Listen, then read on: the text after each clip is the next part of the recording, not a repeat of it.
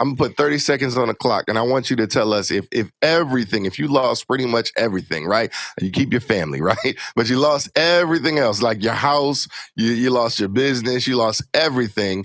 I'm gonna give you 30 seconds to tell us exactly what you would do. Ready?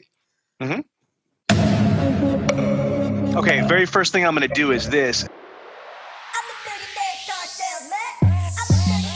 Welcome to the Millionaire Car Salesman Podcast, the #1 resource for automotive sales professionals, managers, and owners to learn how to make money, accumulate wealth, and to all out ball out in the auto industry. And now your hosts, Sean V Bradley and L.A. Williams. Hey everybody, this is Sean V Bradley CSP, and the place to be. This is the Millionaire. Wait a minute. Before I go through that, let me introduce my my co-host, L.A. Williams, aka the Blind Phone Master. What it is, my brother?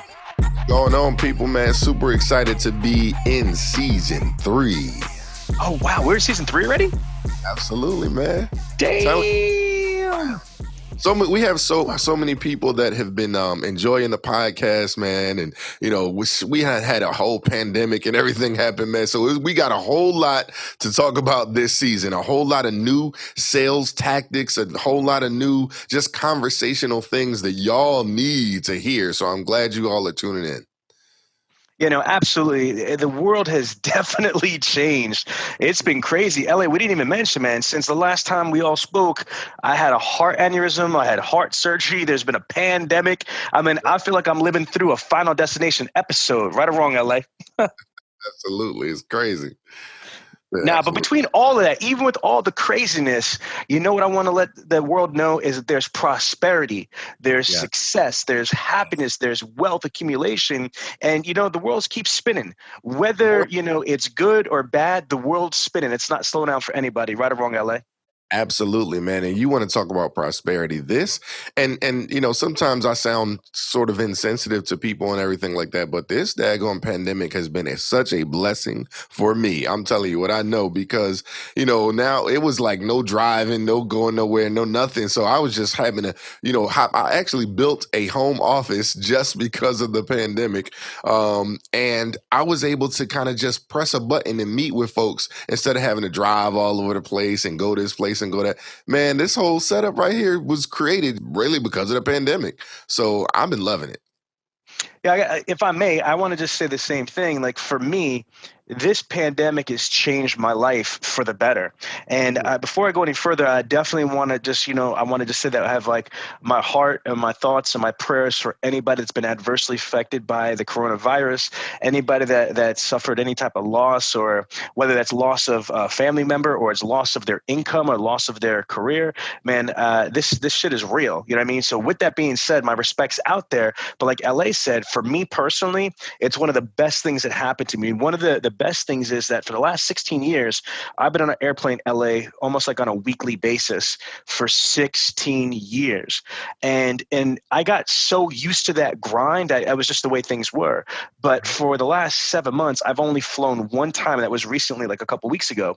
But for over 6 straight months, I didn't take one trip. So that allowed me the most incredible gift of all was my family, was being with my wife or my sons, for a long stretch of the time without stopping and jumping in an airplane and be in hotels. And the amount of quality time I had with my family, I couldn't pay for that much of like love and happiness. So that was the best thing that happened to me, is just being able to spend time. I mean, like we started cooking like way more than we ever had before, more family time and more quality activities. And when you're stuck in quarantine and you can't go places, you got to get creative, especially if you got a 6-year-old and a 12-year-old. They have low attention spans, you know what I mean? So they need to be entertained. And so we got really creative, man. So, I mean, honestly, LA, like for me too, not even on a business level, just on a personal level, I needed to recharge my batteries, brother. And it was the best gift ever.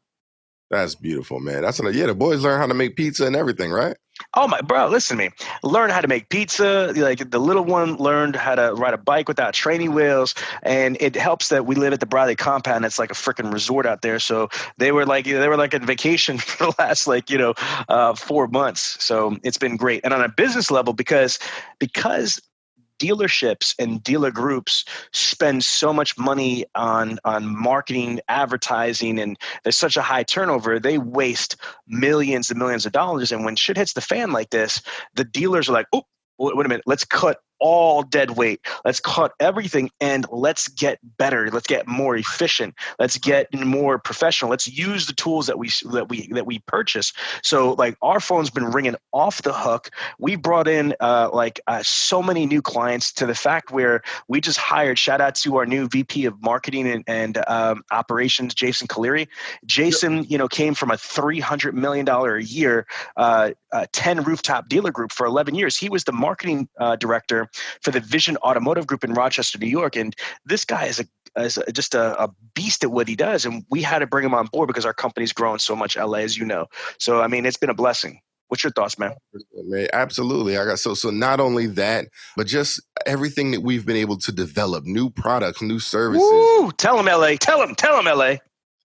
Virtual roads to the sale and all of that good stuff. If you guys are in the Millionaire Car Salesman group, you saw the trailer we put together because of the new services. We did have our little break, and we spent some time with all the vendors. You guys remember we did a webinar toward the end of the end of March, top of April, something like that.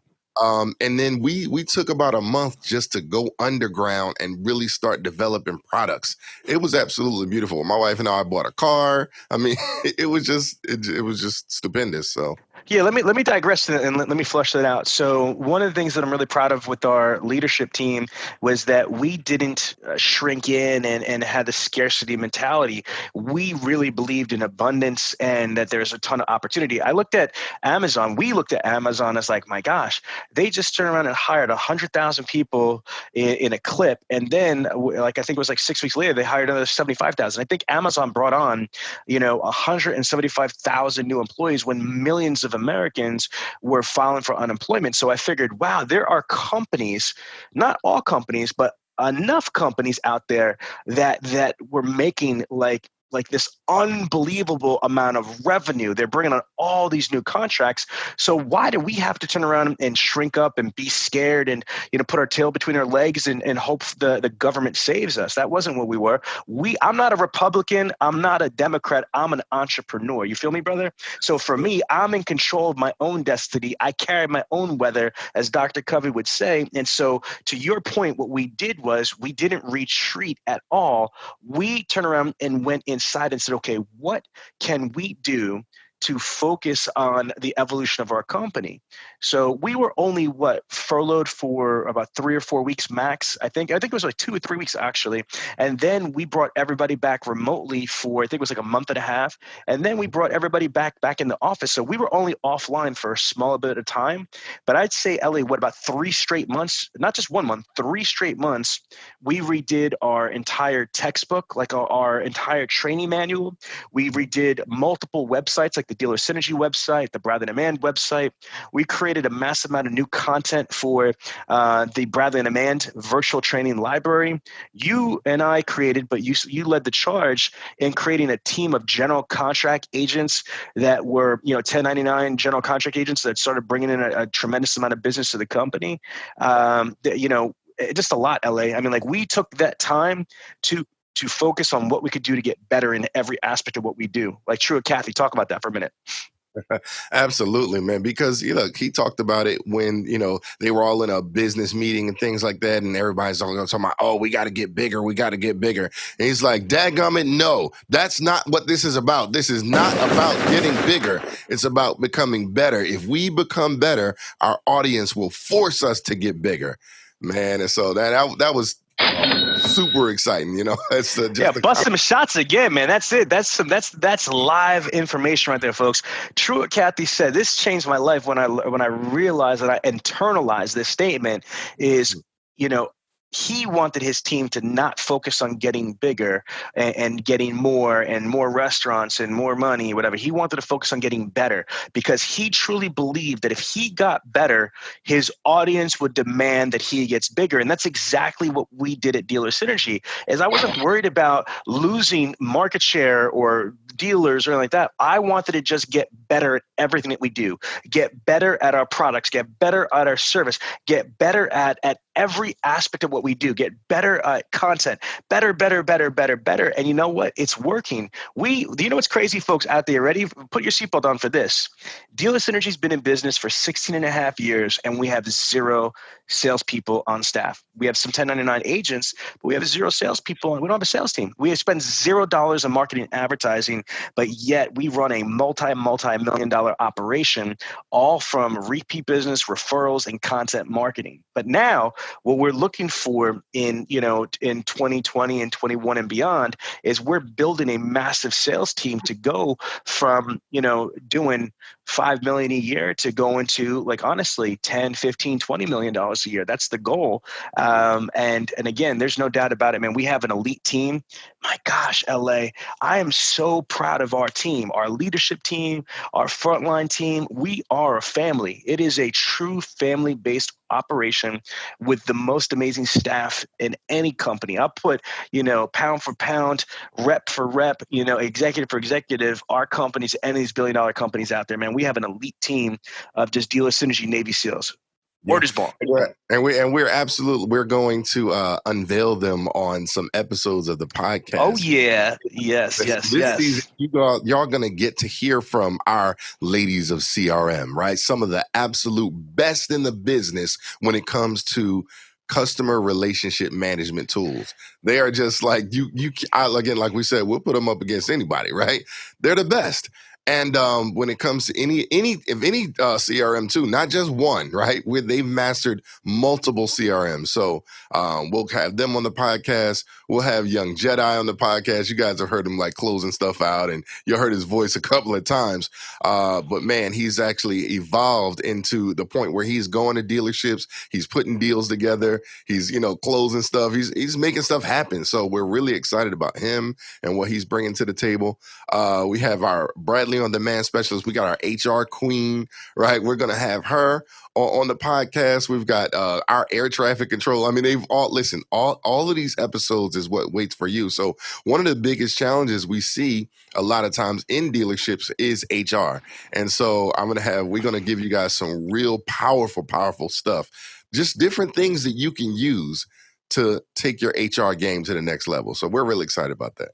Yeah, and again, I want to go back to my man, Jason Caleri. Jason was a marketing director for 11 years at a $300 million a year dealer group. You think you can learn something from him? Absolutely. Ellie, if I can, I want to just give them some teasing right here. We're going to have some heavy hitters. Like, obviously, we're going to have on season 3, Ali Reda, the GOAT, the greatest of all time, automotive sales professional. I'm going to just give you some numbers, man. Like, in July 2020, this man was responsible for 172 cars delivered. He personally delivered 138 of those units. And then his salesperson that works for him, because he's got 2 secretaries, a porter, and the salesperson, Carlos Hueta, sold 34 units. And so, I mean, it's just crazy. When your assistant sells 34 cars himself from pure relationship selling, then we got Cody Carter from Tustin, Toyota. My man sold 130 plus cars himself at a single point Toyota dealership in California. We've got dealer principals, general managers. We've got some, authors, some entrepreneurs. I mean, like, this season is off the hook. It's going to be by far our best season because, our first one, we came out strong. We have a classic. Season 1's a classic. Season 2, our sophomore year, we expanded, our diversity with our audience, a bunch of New York Times bestselling authors. But we are a global podcast in LA. I cannot tell you what it's like to have people in Europe, in Africa, in the Middle East, all over the, United States, Canada, all over the world are tuning into the podcast. We're bringing on clients from multiple countries. And how do they find us? Not from, anywhere else except for this podcast. So this podcast is really special. So I want to just thank you, LA, for this is your idea, man. And you blew this thing up. I'm really proud of you and your team and being part of it. So what are we going to talk about today? Well, before I tell them what we're going to talk about today, let me remind everyone to subscribe to the podcast and to leave us a review. Just go ahead and hit subscribe in your favorite podcast app and then leave us a review from any of the episodes that you listen to in season 1 or even season 2, and then we can continue on with season 3. So what's the message? Here's the message for today. Everything that we've done and everything that we're continuing to do is what you have to do as an automotive professional, right? And we're not saying you have to start a podcast. It may not be a bad idea, right? But we're not saying you have to start a podcast, but you got to do something where you are syndicated to your audience, right? We got some brand new salespeople are in the industry. All right, we got Mr. D-Rob, got his Key 5 going. I mean, we've got people who are starting ideas that are fire, that is absolutely like changing things, changing the entire business. I have one of our clients, Miss Crystal and TJ DeSanto, right? We're going to have them feature because some of the show ratio that they're having now is absolutely phenomenal. So many people are like, oh my gosh, I can't get my show ratio over 50, 60% or something like that. No, man, how about having your show ratio in the 80%? Right? We got Mr. Eric Gale that had his percentage at the 90% ratio, right? That's where you got to be if you want to be the best in the daggum country, really. Yeah, let me just take a step back, folks. I want to clear this up like point blank. What is the Millionaire Car Salesman podcast? And so like I really thought about that a lot. I don't know, LA, what you thought about on your own, but for me, this podcast is really important because I've never seen anything like it in the automotive industry. First of all, exactly. First of all, for me to come from losing 6 years of my life by the time I was age 22, I mean, 3 years in a boys' home, 3 years in prison. I came from ex-gang warfare, stuff like that. I mean, I'm a street kid that turned my whole life around to become a multimillionaire. Here you are completely blind for 30 plus years. And again, you were able to evolve without the automotive industry in the entertainment industry with platinum and Grammy, award winning, not just nominated recording artists, producers, and then get into the automotive industry from the very bottom, like Drake, you know what I'm saying? And then we'll make it all the way to the top where you are now a partner in a multi-million-dollar company. Then you take my wife, who's the CEO of the company, who went from being homeless and being pregnant at 16 years old and a single mom to running multiple companies in and out of the automotive industry. We personify, success. We personify the American dream and what is possible. So the podcast, even we had no guest on here, just from my life, your life, Karina's life, Karen's life, there's so much knowledge, experience, wisdom that we could share to people. But because, your net worth is truly, based off of your network, you know what I'm saying?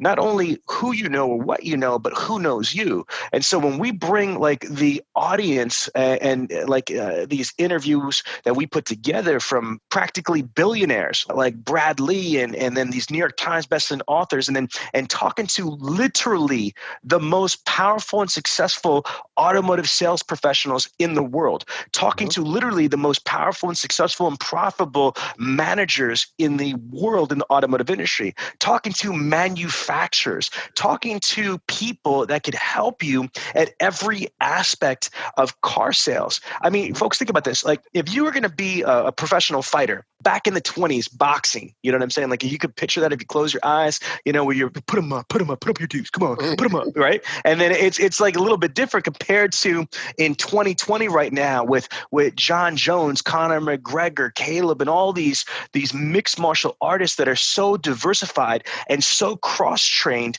That's what automotive sales is. There's so many different aspects to it. It's not singular. It's not one-dimensional. It's multidimensional.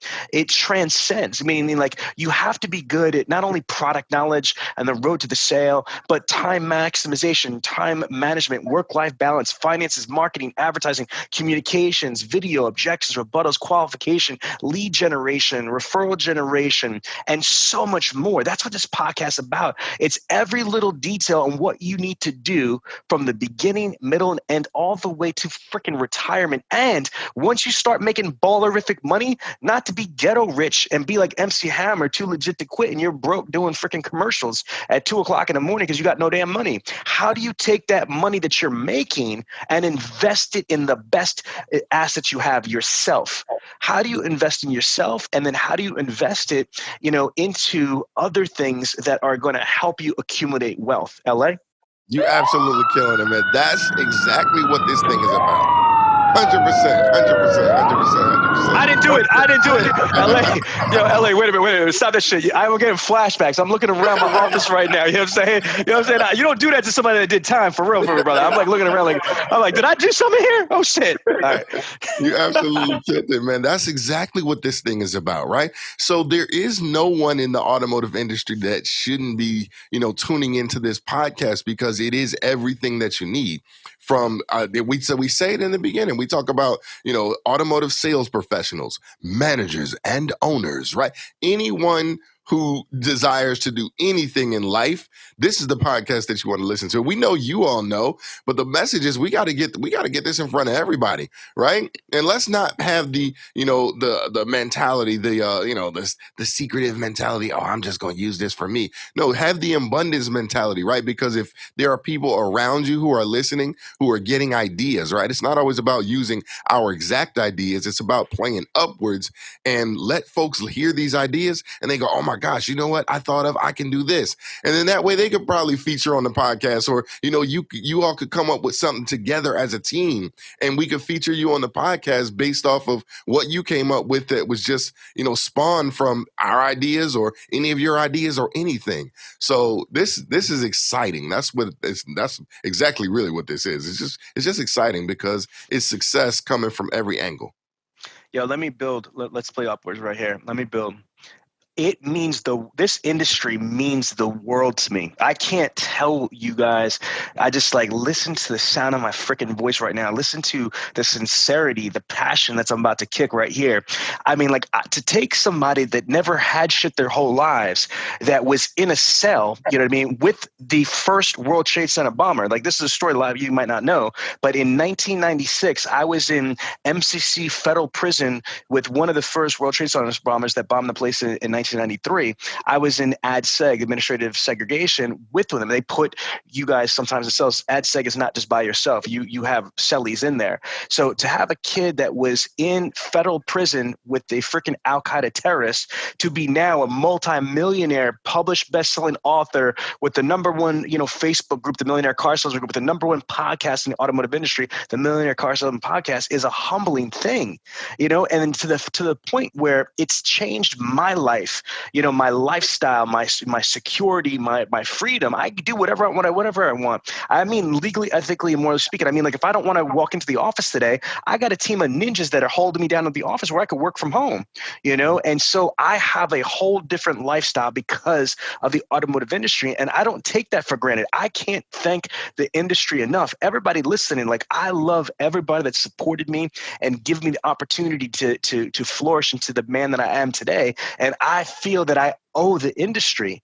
Now, I love the industry so much that, my daughter has worked for over 2 years on the front lines, averaging 18, 19 cars a month at a freaking Buick GMC dealership, always leading as the top grosser. She's making six figures, selling cars at a Buick dealership at 21 years old. And by the way, shout out to T Got Your Keys. This is going to talk about it on this one of these episodes in season 3. She was using TikTok. I don't know shit about TikTok, but I'll tell you this right now. She got one of her videos to get 2.3 million views on TikTok, and it was about car tips. How do you do that? Well, she's going to tell you.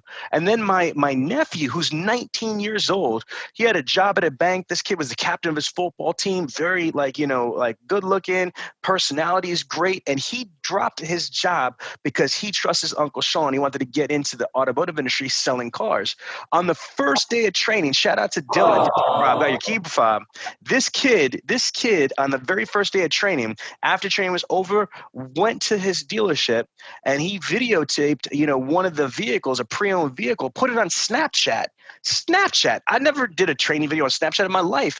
And within 24 hours, he had 10 different people interested in it. Within 48 hours, he had a $1,000 deposit. And within, for the first 4 days, somebody came in and picked up the vehicle, and he made a $4,500, almost a $5,000 gross on a 1995, F-250. So, I mean, this is the type of stuff that we're going to talk about is how do you leverage TikTok? How do you leverage Snapchat? How do you turn around and make six figures at 21 years old? I mean, it's nuts. How do you make, $2,000 in a week, not being a drug dealer or, or selling guns or something like that, but selling cars? I mean, the opportunity is freaking right in front of us. And LA, I want to transition to you on this though. You can't be a victim. You understand me? You can't be a victim, especially right now in COVID. There's a ton of reasons for you to be upset and miserable. Oh man, I got furloughed. I lost my job. I got this, I got that. The manufacturers and all these excuses. And if you believe that you are a victim, if you believe that the life isn't fair, if you believe, that it's not going to get any better, you believe that you got the shit end of the stick, well, then that's your reality. I choose not to be a victim. I choose not to turn around and focus on getting my ass whooped by my stepdad, being neglected by my biological dad, by, being in boys' homes from 12 to 15 or being in prisons for 3 years from 19 to 22. I don't choose any of that shit. I don't care. That doesn't define me. The only thing that defines me is right here, right now. What am I going to do in now, not back then, because that shit is over. If you've got a breath in your chest, you have the opportunity to evolve and better your situation. LA? Man, you are absolutely, I'm telling you, giving them that work. I will hit you with the sirens again, but I don't want you to, you know what I'm saying? Hit him with the sirens, LA. Hit him. Folks are really not catching it, right?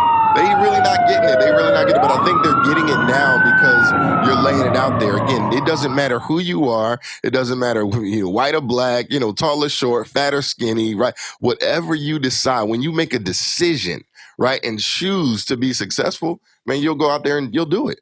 You'll absolutely do it. But you have to make a decision, right? You have to decide, right? See, they talk about incision, right? Incision is to cut in, and decision is to cut off all other options, right? Just get rid of them, because there is no other option. I must succeed, and I will succeed. That's the message. I'm gonna reiterate that failure is not an option. I mean, for me, losing is not an option. Being, bankrupt and poor and destitute and that's not an option for me. I can't even contemplate what that looks like. Like if somebody turned around and said to you, hey, you lost all this. You know what I would say? Okay. And my very next thought is, okay, what am I going to do now? What's my next move? How am I going to turn around and re-up, or how am I going to turn around and change that situation? You cannot wallow in misery. You can't wallow in self-loathing or self-hate or blame. It's not going to help you. Again, you have to turn around and make that change. That's the biggest thing. Is the first habit from Dr. Covey is be proactive. You have to be in motion. You can't turn around and be in regression or stagnant. You've got the world, the earth spins. It's constantly moving. So how could you turn around and stand still? Because even if you're standing still, the world is going to move with or without you, no matter what you do. So you could either move with it or fucking get rolled over. Word is born, for real. Absolutely. So I love that you said that, Sean, because, my man Billie Jean got a whole "if I lost it all" thing. Let's put Sean Bradley in that situation, right? So Sean Bradley, I'm going to put 30 seconds on the clock, and I want you to tell us if you lost pretty much everything, right? You keep your family, right? But you lost everything else, like your house, you lost your business, you lost everything.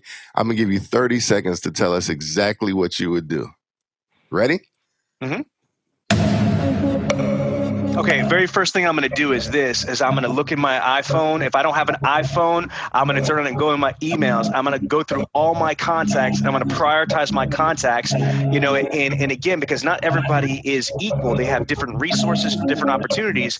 And once I prioritize my database or my phone book or my contact list, I'm going to just start working them like it's a lead list. And I'm going to go down the list and see who I can get in where I fit in. Some people I might be able to get resources. Some people I may be able to get jobs. Wait, because you absolutely killing it right there. See, everybody, I don't care who you are.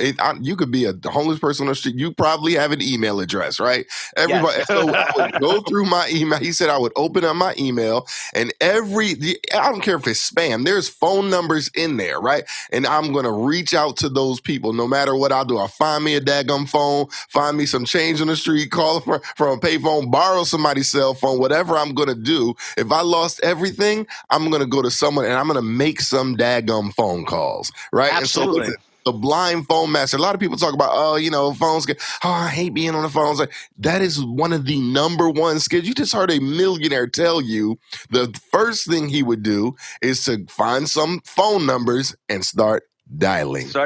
Absolutely. So you can keep going, but I just wanted to kind of put you on. No. And listen, I wasn't prepared for that. But if you think about it, I'm 44 years old, and now I'm in a different position from a 24-year-old, and I get that.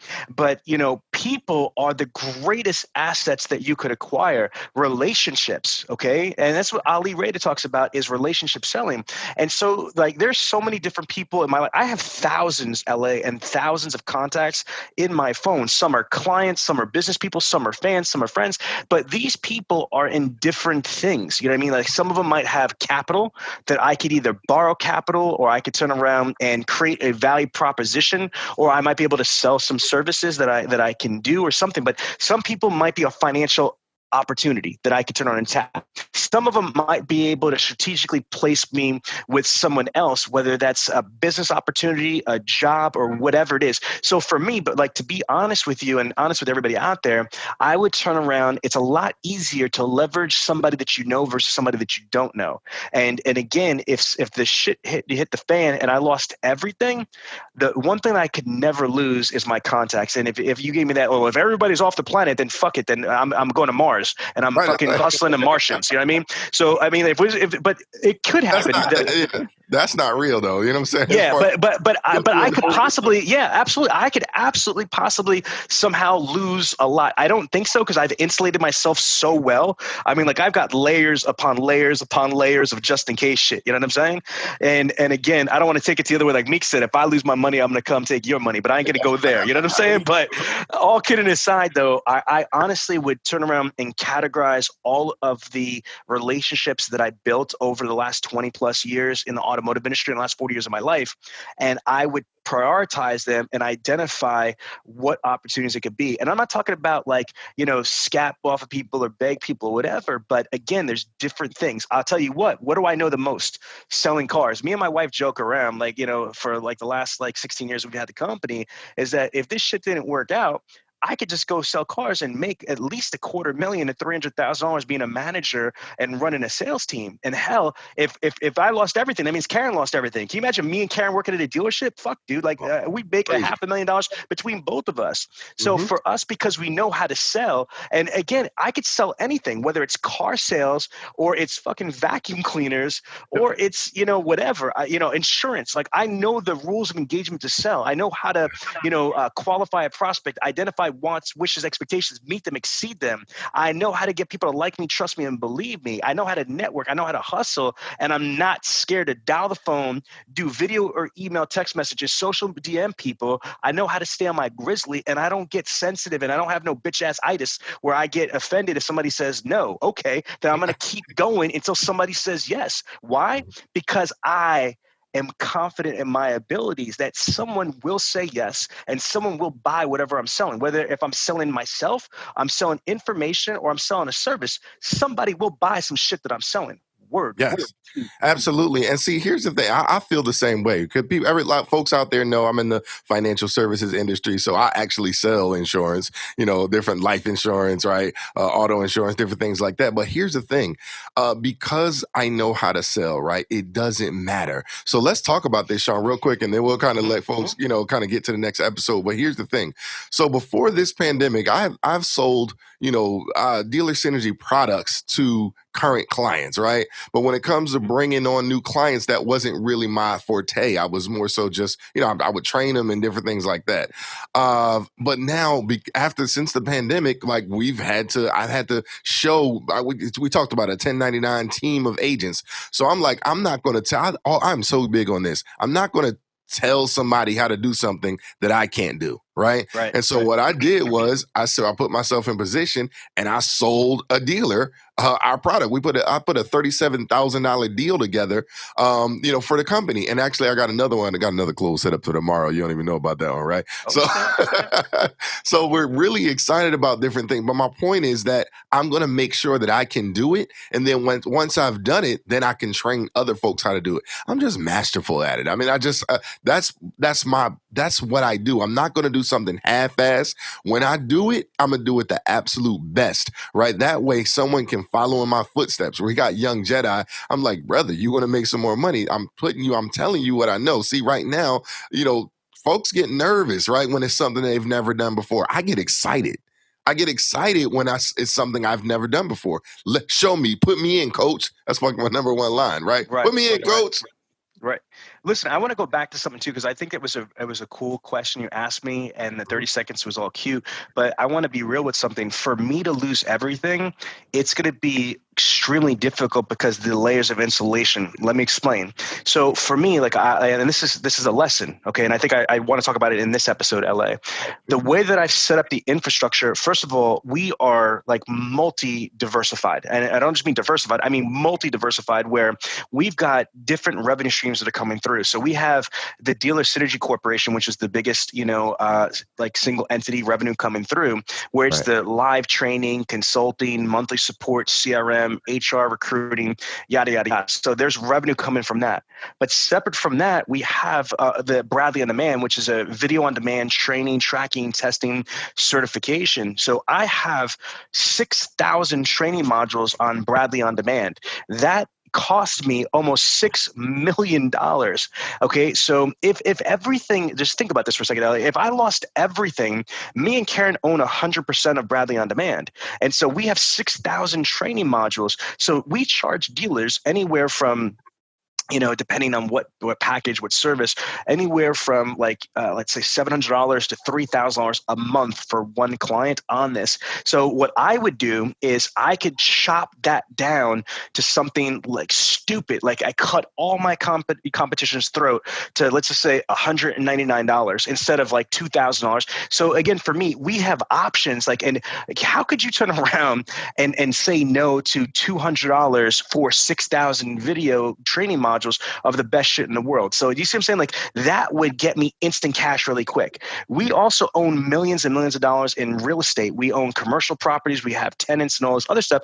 And some of those properties we own for cash outright. So because for us, I wanted to have that safety valve. God forbid we got into a financial crunch. I turn around and just sell one of the properties that I own for cash for hundreds of thousands of dollars, boom, infused. The other aspect is that we are not overextended in any way, shape, or form for credit or anything like that. We have credit lines that are in the deep six figures. So what that means is that even though we have, millions of dollars in cash at hand is not a big deal, but why use our own money when we could use the bank's money? So again, even if I lost all my cash, which would be fucking next to impossible, we have credit lines. And then because we're straight ballers, you know what I'm saying, with those black cards and those platinum cards and those titanium cards, our credit cards alone from American Express, they don't have a limit. You know what I mean? Like I'm on some masterpiece shit with my credit cards. You feel me? There's no limit. So again, LA is crazy. Not a lot of, so there's so many resources. Again? I'm just saying, talk about it, because I remember before Bradley on Demand, like I was here. And so I watched you build that. So just talk about what is it like when you don't have all of that stuff? What's the step in order? What the number one, that first step in order to getting it? Because that's you know what? Okay. Yeah. You know what it is education. So LA, this is really good. And I feel like this is in the bottom of the episode. So I don't know, in editing or something like that. Yeah. I mean, like you might turn around and promote something in the beginning, because I don't want people to just think this was like all warm and fuzzy. Like this is their first episode and I'm getting to the heat right here. But I'm going to tell you, the very first step, and this is something different than I normally say, is fucking self-awareness, okay? Because a lot of the problems that people have is because they don't understand money. Like, I'm gonna tell you, like my nephew, like I love you, Dylan. I love you, you're my nephew, but you're hustling backwards because you're 19 years old. I mean, like this kid is 19. He's got a smoking ass, like an Audi. He's got rims on it. He's got like effects on there. He's got it wrapped and shit. I'm like, and this is a depreciating asset. You know what I'm saying? So again, to me, you said what the first step is understanding money, understanding the difference between assets and liabilities. You know what I mean? Understanding what has value. You know what I'm saying? That way you make smarter decisions. Again, it's so funny. You hear people that say that, you know, most people that are broke pretend to be rich. They're buying like Louis V, Christian Louboutin, shit they can't afford. And most rich people, especially like rock stars and things like that, they're like, you know, Bill Gates and Warren Buffett, they're wearing like t-shirts and like turtlenecks and basic shit. Like super wealthy people don't need to turn around and scream, look at me, I've got money. And I've done both. I mean, there's a book called the Millionaire Next Door. Okay. And that's a great book. There's two types of millionaires. So I'm sure there's more, but for the book's purpose, you know, one that's extremely frugal and cost conscious about things that like food. I mean, and I'm not trying to stunt, but I've spent thousands of dollars on dinner before, but not hundreds, dude, like thousands and thousands of dollars on dinner. You know, again, a bottle of like a Louis the 13th cost me like $3,500 to $4,000. I mean, and that's like at like a you know, like a Costco or something like that. If you go to a club, I mean, that same bottle's like $6,000 to $10,000 because they be raping people with prices at the bar. So my point being is that, like, do you want to waste money on food? Do you want to waste money on clothes, trying to pretend you're rich and not even have any assets or any type of, you know, credit or insurance and things like that? So yeah, I think that some folks will say yes, they want to waste money on that type of stuff. What he's saying though is, do you want to waste money on it and not actually have it? See, the difference is when you actually have it, you can waste that kind of. You can do stuff when you got money. When you don't have money. But I'm gonna interject. But your question wasn't about that. Your question was specifically, what's the first step for people don't have Bradley the Man? What's the first step? So the answer is abundantly clear. The answer is you need to get the knowledge. You need to have clarity. I mean, like, it's like, you know, if I'm trying to get to a destination, if I don't know the map, I mean, I'm fucking bumping into shit. I'm going the long way, or I get caught in traffic, or worse, there's a dead end. You know what I'm saying? So again, what is GPS? You know, what is a map there for? Is so you could go from point A to point B with least resistance, with least drama, and the shortest amount of time. So if you want to go from being broke, to being fucking paid, I'm talking about making money, then you need to understand the board. You need to understand the map. You need to understand the destination and all potential roadblocks so you know how to navigate around them. So knowledge, self-education to the fucking game is step one. Man, that was Where's my mic drop, bro? Can I have a drop? I'm just going to throw some shots for you, Absolutely. Plus some shots. There we go. No, but again, so I'd say that's step one. And then step two, which is like more like a 1A versus 1B. Okay, so once I have the knowledge, then make the commitment. Okay, so I'd say like if step 1A is just the knowledge, right? Step 1B is making the commitment to discipline yourself. So give you the analogy in health and fitness. If I was trying to lose weight and have abs of steel, having the knowledge of how to do that, like how many reps do I need? What do I need to eat? What's my new diet, you know, going to be? What's my hydration strategy, blah, blah, blah. That's one thing, knowledge, but then the commitment that I'm going to stick to this plan without exception, without fail, whether it fucking kills me. I got cramps, I got pains, I'm a whiny little bitch, whatever. I'd be a whiny little bitch by myself in the car. You know what I mean? But I'm going to do that shit. I'm going to put in that work. So that commitment is the 1B. Does that make sense, LA? Absolutely, man. Listen, we talk about it all the time. On our last webinar, we said, listen, the first step, like you said, get the knowledge, right? Because you got to have that desire, right? Because otherwise the knowledge is just going to be, It's gonna be you're gonna be one of those box of books kind of guys, right? Now Yeah, it's gonna be real boring. So you got to have an amazing desire. In Think and Grow Rich, he calls it a burning desire, right? Something like that. But then number two, you got to have the belief. Right. And you got to have the belief. You got to believe that you can do it. And for a lot of people, that's their challenge. And my man Rob always says, listen, you will never outperform your belief level. Right. So if you don't believe you can do it, you won't even try. Right. But now once you begin to absolutely. believe, what Sean is saying is you got to put in the work required. Right. The work required. That's the differentiator. Right. Most people got a desire. Right. If I say, hey, listen, would you like to be a millionaire? Absolutely. They get real excited, right? Do you believe you could do it? Absolutely. Some folks really do believe. Well, they say they believe, right? But let's just give them the belief effort. But then if you got the desire and the belief and you don't do the work required, you're going to be broke, destitute. It's never going to happen.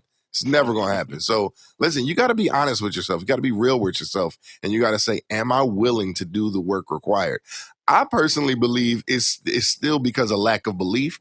Because people don't want to be disappointed. They don't want to be in a situation where it's like, oh, I tried and I failed, and people don't want to fail, man. But fail is the first attempt in learning, right? You got to fail. Like every time is not going to go the perfect way, the way you expect it to go. And you got to get rid of that notion, right?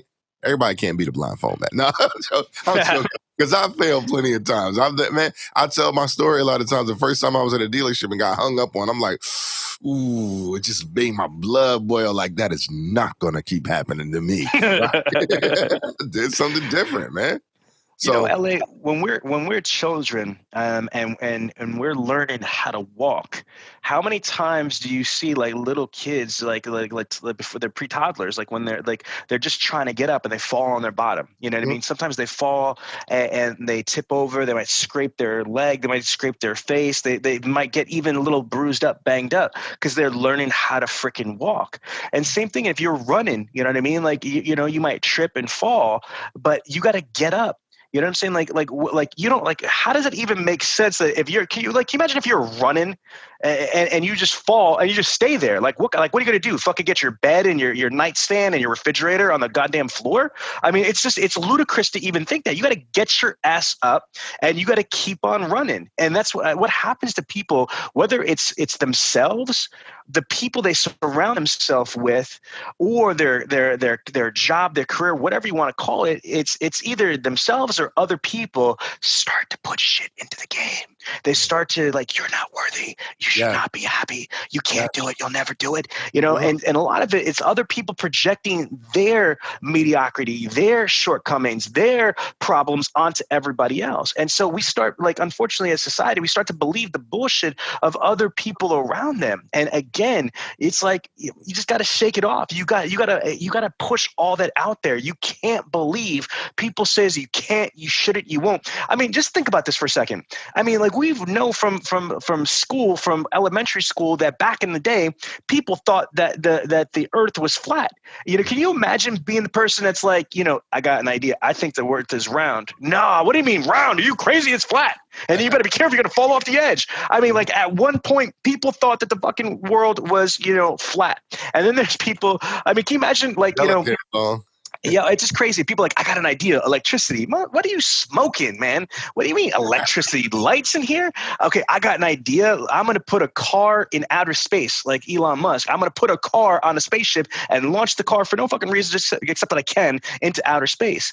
I mean, to be an innovator, to be a disruptor, you cannot turn around and listen to people around you. You think, look at Netflix. Netflix tried to get Blockbuster to buy them for millions of dollars, not billions, millions. And Blockbuster's like, no, we don't need you. We're Blockbuster. Look at them. I just saw the other day that Blockbuster's on Airbnb. The last Blockbuster is like a hotel right now. I swear to God.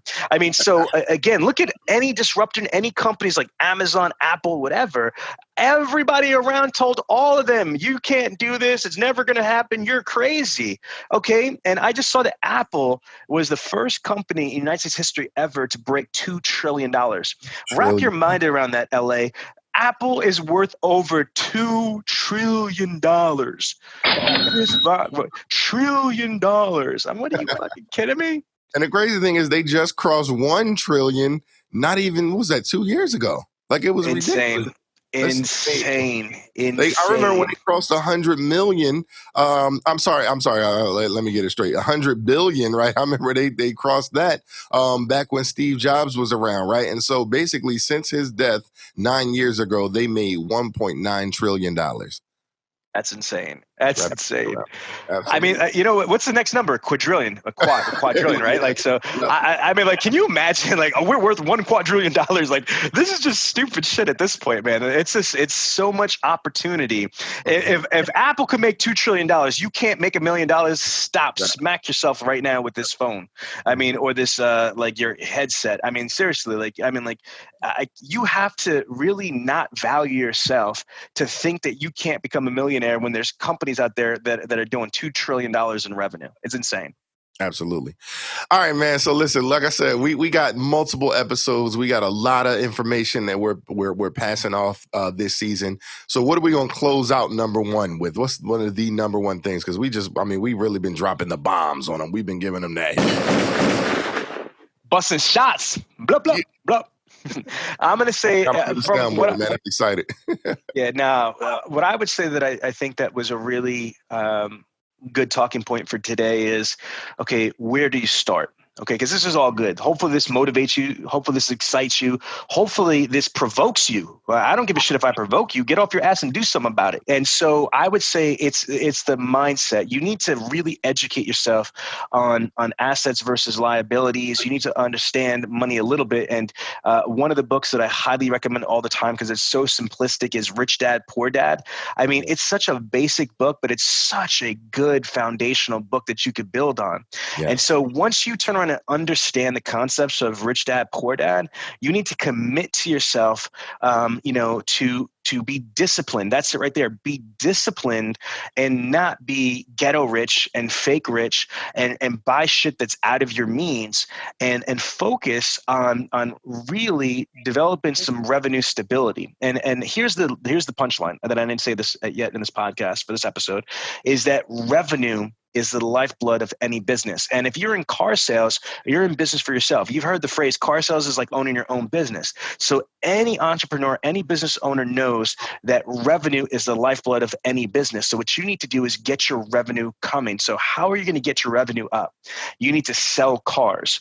Okay. And then you need to, whatever other ways that you can establish revenue, whether that's flipping, products on the internet. I mean, I don't want to go into this on this episode. We'll do another episode of this, but there's things that you could sell on eBay, Craigslist, Facebook Marketplace, whatever, that you could make money. There's things that you could buy online from somewhere and then, turn around and sometimes just repackage it and sell it at a higher price. Or there's certain things that you might have to like buy and do some type of modification or enhancements or cleanups or fixing and then resell that. But what you've got to do is you need to generate revenue. And if at all possible, try to diversify the revenue that you have coming through.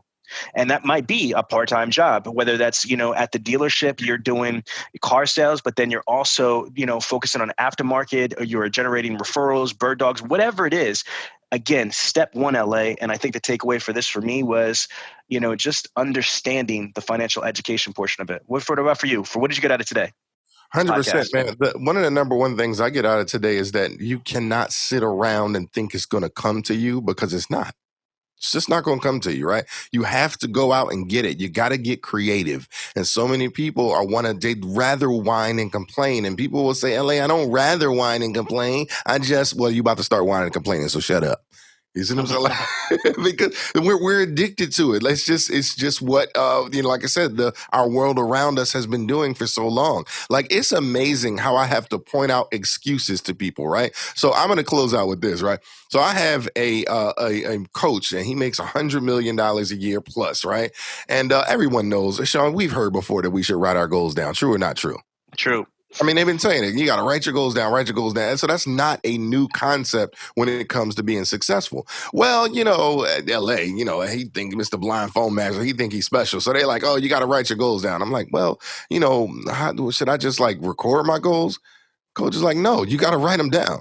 And I'm like, well, maybe he forgot I can't see. So I'm like, well, should I type my goals? He's like, LA, no, if you type your goals, when you type, you only fire on 800 algorithms in your brain. But when you write, there's 10 1,000 algorithms. So when you type, you lose 92% of the effectiveness. So I'm like, let me just remind him. I'm like, I can't see, right? He's like, yeah, so what? Check out write the damn goals down. He's like, LA, it's not for anybody else, it's for you. I was like, wow. He's like, it's not for nobody else. So what I did was I went, Amazon, got my book right here, right? I got me a pen and I write my daggone goals out every morning, right? I pull this book out and I write my goals down. I mean, this is what, it doesn't matter. Like, there's no excuses in the big leagues. Most people would have said, oh, dang, I don't want to be insensitive. It's like, man, he said, damn that. You know what I'm saying? I'm going to tell you what you got to do. I'm not going to sugarcoat it. I'm not going to hold it back. And that's the reason why I don't take excuses, y'all. I don't take them because I don't make them. And then when I found myself making them, I got somebody to check me like right away. That's the kind of people that you need in your life. So, man, I'm telling y'all, listen, I say it all the time at the end of every podcast. You are the average of the 5 people who you spend the most time with, and you've just been spending time with L.A. Williams and Mr. Sean V Bradley. So, man, it's your turn. Go out there and be a millionaire car salesman. It's been a pleasure, everybody. Ladies and gentlemen, if you like it, you love it, you want more of it, then don't wait for the next money show. Just go to bradleyondemand.com and take your career to the next level.